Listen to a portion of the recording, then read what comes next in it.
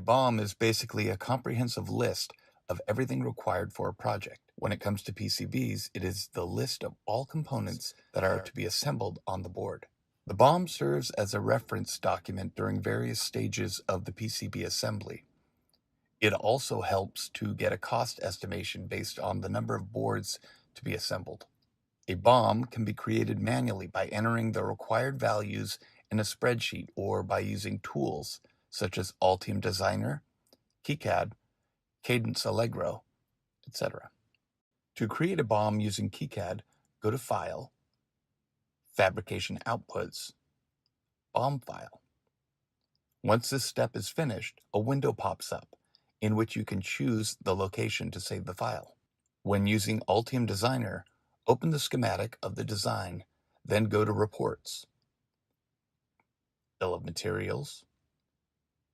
A window will pop up. You can add or remove the required columns in the All Columns list. A table showing the part parameters will be generated alongside.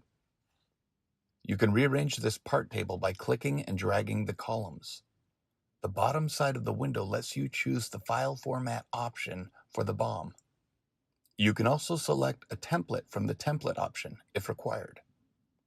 Once all this is done, click on Export to save the BOM file. To generate a BOM using Cadence Allegro, select your design file that ends with DSN, then go to Tools, Bill of Materials. A window will pop up.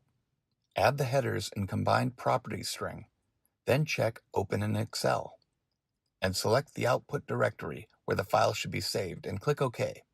Your BOM file will be saved.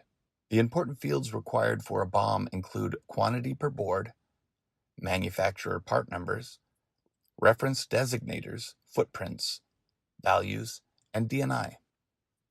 Each PCB fabricator has a preferred BOM template. It is important to match this format so that the BOM is easily validated. You can quickly validate your BOM files with our BOM checker tool and get an immediate quote.